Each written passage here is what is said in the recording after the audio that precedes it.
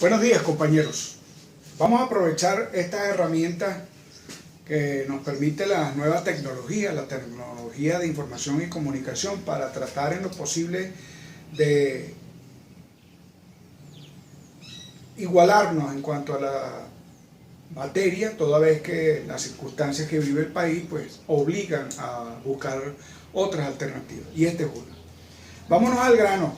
Resulta ser que nosotros en la materia vimos, entre otras cosas, para ubicarnos en tiempo y espacio y en el contexto, lo que es un dictamen jurídico, las características de un dictamen jurídico.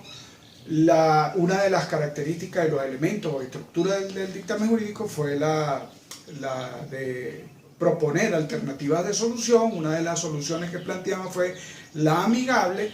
Imaginariamente hablando, ustedes trataron de resolver, una vez que el cliente los contrató, trataron de resolver por la vía extrajudicial el asunto, pero lamentablemente no pudieron lograr absolutamente nada. Por lo tanto, tuvieron ustedes que hablar con su cliente para solicitarle la redacción de un poder para, en consecuencia, acudir a la vía jurisdiccional, es decir, los tribunales de justicia de Venezuela, para lamentablemente demandar, cosa que yo no recomiendo, sino cuando sea extremadamente necesario. Pero en este caso hubo necesidad de acudir, por lo tanto ustedes le solicitaron el poder, de las cuales estoy haciendo un recuento. Hablamos de tres tipos de poderes: el poder de una persona natural, el poder que le otorga a la persona natural al abogado para representar el juicio, el poder de una persona jurídica, una compañía, una cooperativa, persona jurídica, al abogado para representarlo en juicio, y el poder apudacta. Mientras ustedes van redactando el poder, van a su vez redactando la demanda, de la cual ya también hablamos. Cuál es la estructura, cuál que debe contener, todo basado en los artículos 338 en adelante del Código de Procedimiento Civil. Pero hoy nos toca, imaginariamente hablando, ser los representantes o el asistente, el abogado asistente de la parte demandada.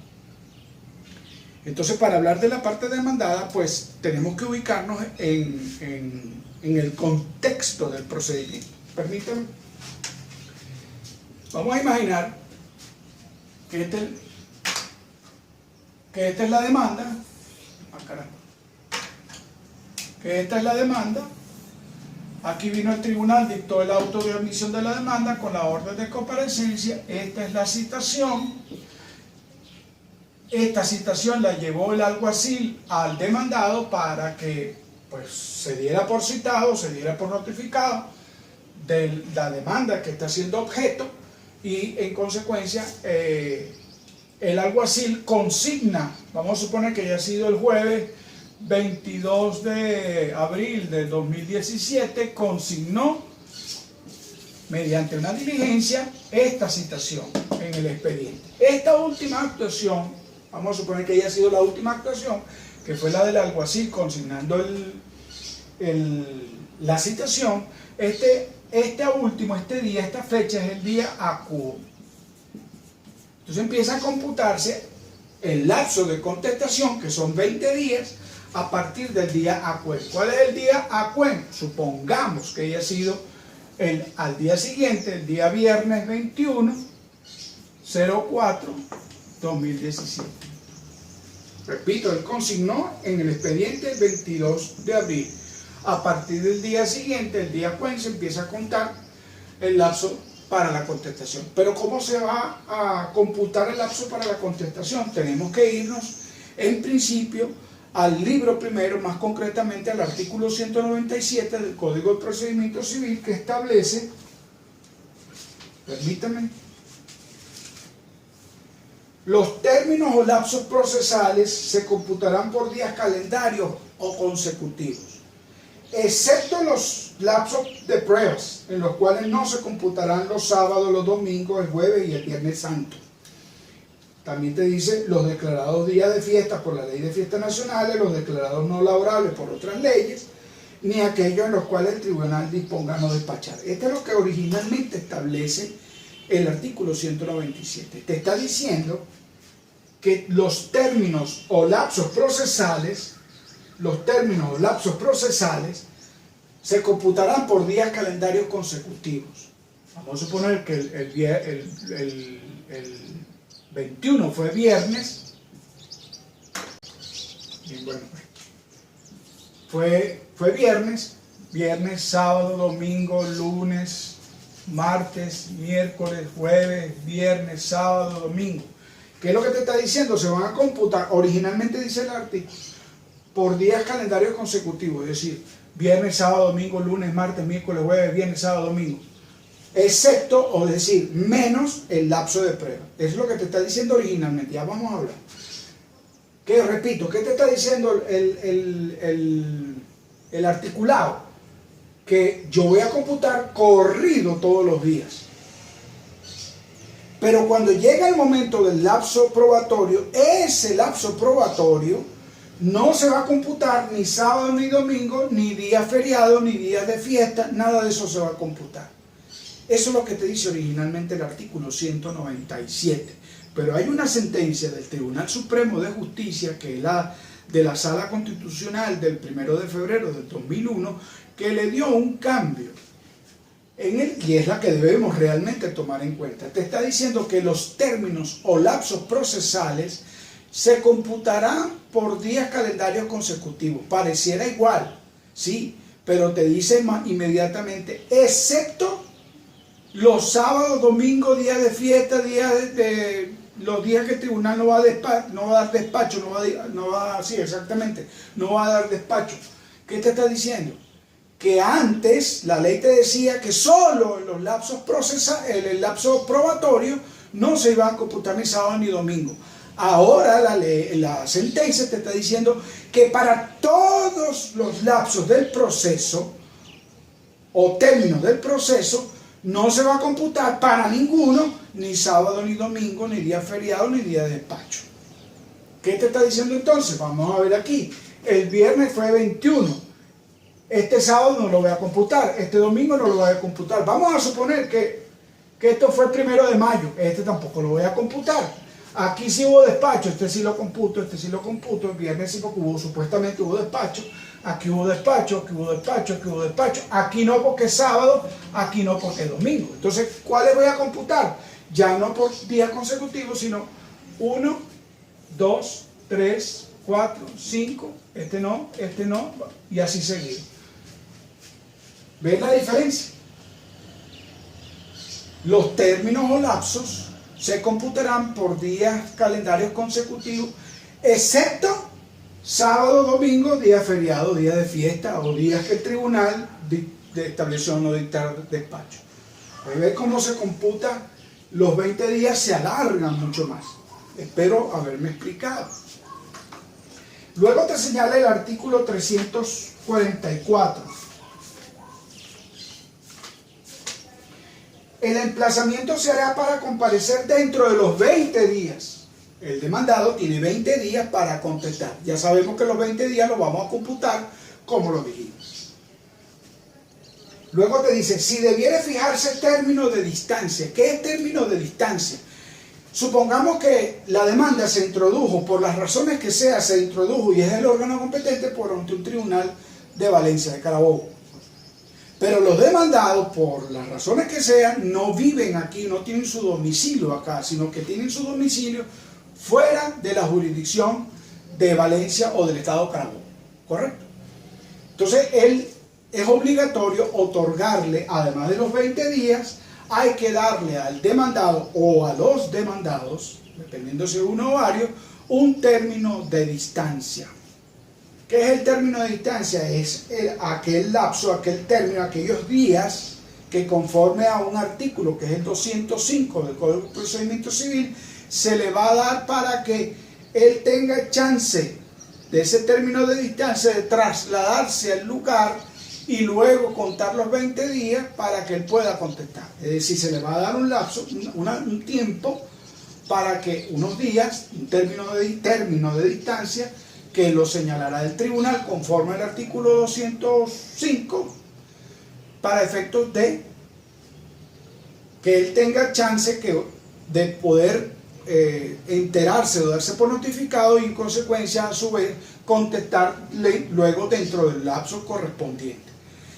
Supongamos, para dar un ejemplo, que son 3 demandados. Uno vive en Santa Elena de Guairén y está en el estado Bolívar y está a 924 kilómetros. El otro demandado vive en Guiria, estado Sucre, y está a 788 kilómetros. Y el tercero demandado vive en Maracaibo, Zulia, y está a 420. ¿Cuál de los 3 debo tomar en cuenta para otorgar el término de distancia? Pues sencillamente, si debiera fijarse término de distancia, aquí se tiene que fijar un término de distancia porque ellos viven fuera de la jurisdicción donde se está llevando a cabo el proceso, la causa. Si debiera fijarse el término de distancia a varios de los demandados, el tribunal fijará para todos un término común, tomando en cuenta la distancia más larga. Yo voy a tomar un término común. ¿Cuál es el término común? Uno que abarque a los 3 y que proteja a los 3. ¿Cuál es? Para ello tengo que tomar en cuenta la distancia más larga. ¿Cuál es la distancia más larga? 924. Entonces ya yo sé que ni este lo voy a tomar en cuenta, sino de 924 para efecto de otorgar el término de distancia. Vamos aquí, son 924. Entonces nos vamos al artículo 205.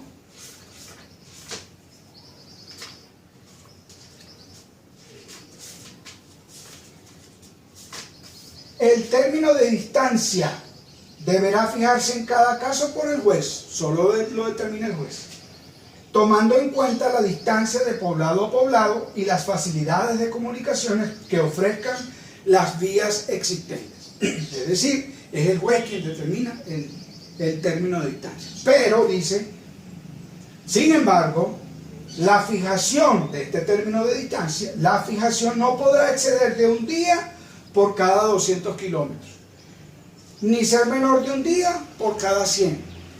En todo caso, luego te dice, en todo caso en que la distancia sea inferior al límite mínimo, es decir, 100, se concederá siempre un día de término de distancia. Entonces veamos, por cada 200, un día. Si es menos de 100, un día. O sea, agarremos aquí 924, los primeros 200, 1, los otros 200, 1, los otros 200, 1, los otros 200, 1, 2, 4, 6, 8. Y luego te habla de 194, 200, 400, 600, 800, perdón, 924, 124. Entonces te habla de 124, no llega a 200. Entonces en todo caso, mi criterio es que voy a otorgar un día más. Sería 1, 2, 3, 4, 5 días. Son 5 días que yo voy a otorgar como término de distancia, tanto para el que vive en Bolívar, como para el que vive en Sucre, como para el que vive en Maracaibo, en el estado Zulia. Esos 5 días se van a computar, este término de distancia se van a computar primero computo, a partir de aquí, de la citación, empiezo a computar primero los 5 días. Vámonos aquí, primero los 5 días. Y luego empiezo a computar los 20 días que me señala el código para que el demandado dé contestación a la demanda. Espero haberme explicado. Ahora, vamos a suponer que el demandado efectivamente ya fue citado, haya estado viviendo aquí en Carabobo, en la zona donde se está llevando la causa, o fuera de ella. Total es que se está computando los 20 días, que ya sabemos cómo se van a computar. Entonces, el Código de Procedimiento Civil te establece, permítame borrar, el Código de Procedimiento Civil te establece, entre otras, que es la que vamos a ver hoy, 4 alternativas para que el demandado ejerza su derecho a la defensa en este procedimiento. ¿Cuáles son las alternativas? Primero, oponer cuestiones previas.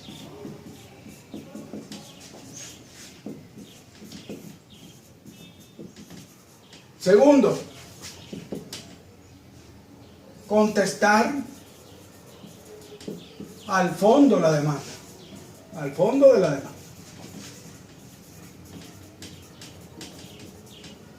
Tercero, póngame atención, tercero,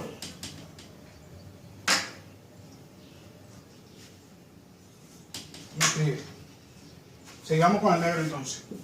Tercero, ojo, tercero, contestar al fondo de la demanda y, esto va pegado, y oponer cuestiones 9, 10 y 11 del artículo 346 en concordancia con el 361 del Código de Procedimiento Civil. Tranquilo que yo después explico. Y cuarto, la reconvención.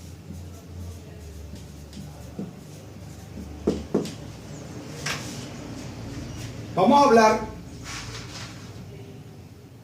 vamos a repetir esto y solamente por la grabación de hoy voy a explicar esta y paramos la clase hasta la próxima oportunidad. Repito, llegada la oportunidad, empieza a computarse los 20 días para que el demandado dé contestación a la demanda. Él tiene 4 alternativas. La primera que tiene que realizar es, si lo desea, él revisó, ustedes revisaron, ustedes son la parte demandada, es decir, los abogados de la parte demandada.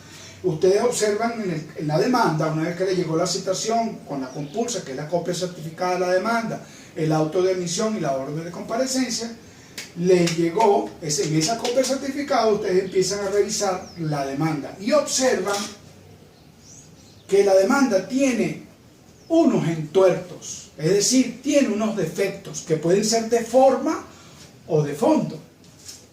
Y entonces ustedes optan por irse a las cuestiones previas, o poner cuestiones previas.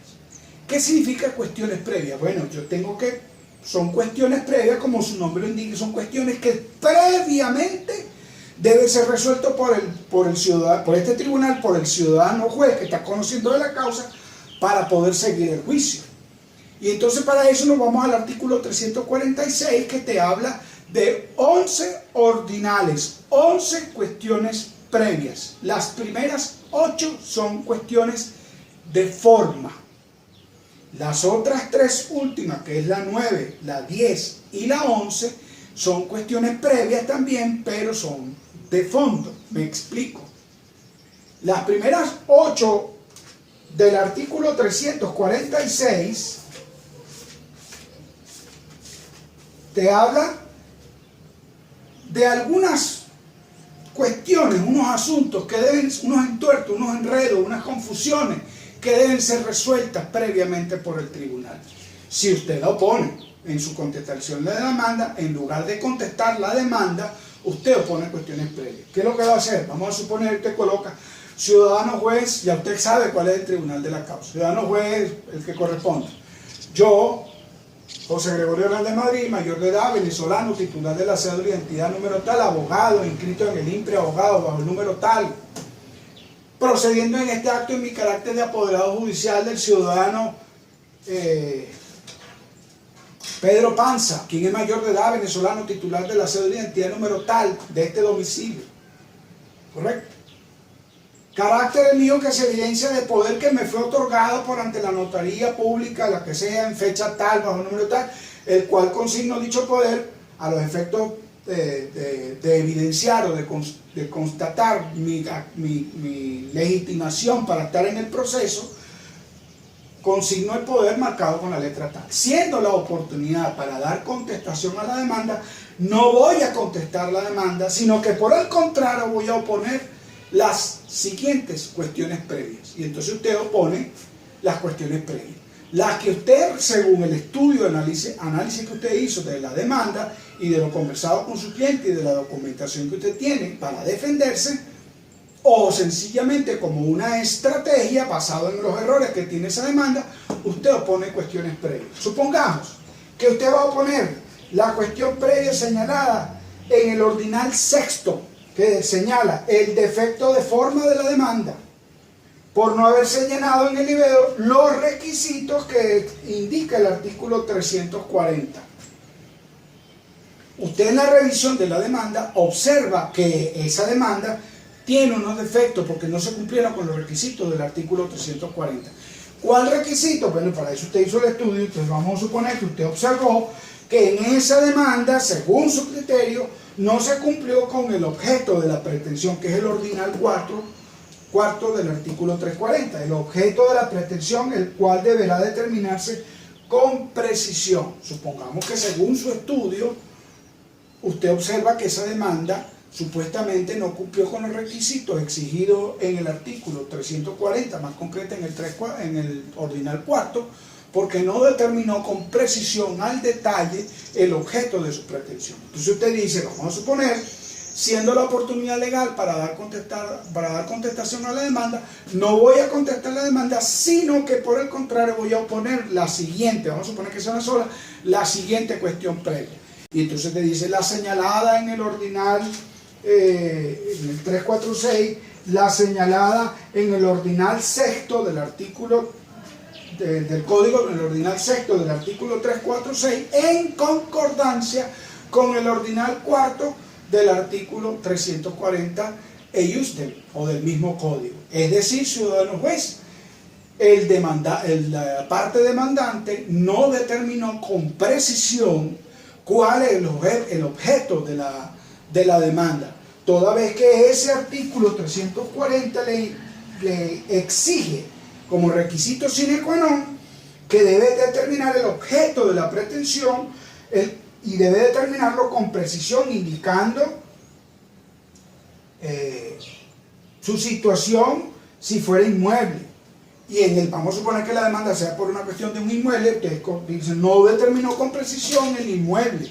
No se sabe en consecuencia, por no haberlo determinado el demandante con precisión, cuál es el inmueble a la cual se está refiriendo, si realmente eso tiene que ver con la causa. En fin, usted empieza a argumentar, porque hay que argumentar. Usted empieza a argumentar cuál es la defensa por la cual usted está sustentando su cuestión previa. Y estamos hablando de los primeros 8 ordinales, pues son defectos de forma. ¿Qué significa defectos de forma? Bueno, sencillamente que si el juez, revisada la situación, denota que efectivamente hay un entuerto, hay una falta de precisión y de detalle, si no hay una determinación completa y clara sobre el objeto de la pretensión, el juez, en una sentencia interlocutoria o in limine litis, va a decidir que efectivamente hay un entuerto, hay un enredo, hay una falta de determinación con precisión del objeto de la pretensión, y le va a dictar en esa sentencia que el demandante va a tener que subsanar, corregir. Supongamos que el demandante corrige, pues una vez que se corrija, el juicio sigue. Por eso se llama defecto de forma. Ahora, defectos de fondo son las 9, el ordinal 9, el ordinal 10 y el ordinal 11. ¿Cuáles son los 9, 10 y 11? Veamos. Del 346, la cosa juzgada, claro, pues si usted alega aquí que hay una cosa juzgada, es decir, que ya hubo sobre ese mismo caso, con la misma parte, con el mismo objeto, con la misma causa, hubo una sentencia y esa quedó definitivamente firme, porque eso es lo que llaman cosa juzgada, sentencia definitivamente firme. Pues si ya se decidió sobre ese asunto y quedó firme, ya no hay más nada que reclamar. Usted tiene que alegarla. Si el juez, vista la cuestión previa, que ya esto es de fondo, vista la cuestión previa que usted alegó, evidencia que efectivamente se produjo una autoridad de cosa juzgada, el juez que más le queda decir no da lugar a la demanda porque ya hay una sentencia definitivamente firme, es decir, ya tiene autoridad de cosa juzgada.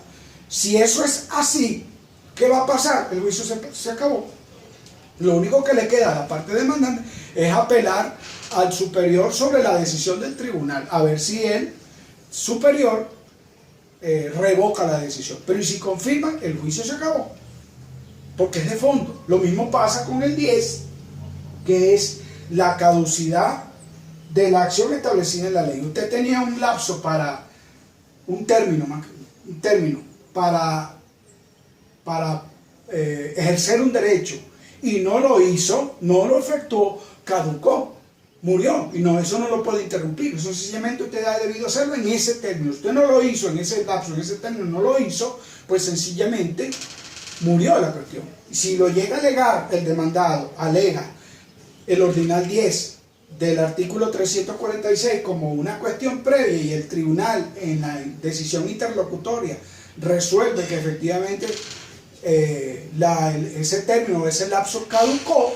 pues sencillamente murió el caso. Y lo mismo es el ordinal 11, que dice la prohibición de la ley de admitir la acción propuesta. Por las razones que sea, no se ha debido permitir la admisión de la demanda y se admitió la acción propuesta y usted como demandado opuso como cuestión previa esta y el juez en el momento de decidir en la interlocutoria esa cuestión previa resuelve, se da cuenta que efectivamente la acción propuesta no ha debido admitirse, la va a declarar. ¿Por qué? Porque es la prohibición de la ley de admitir la acción propuesta. Él va a decidir que efectivamente la acción propuesta no ha debido admitirse, está prohibido por la ley.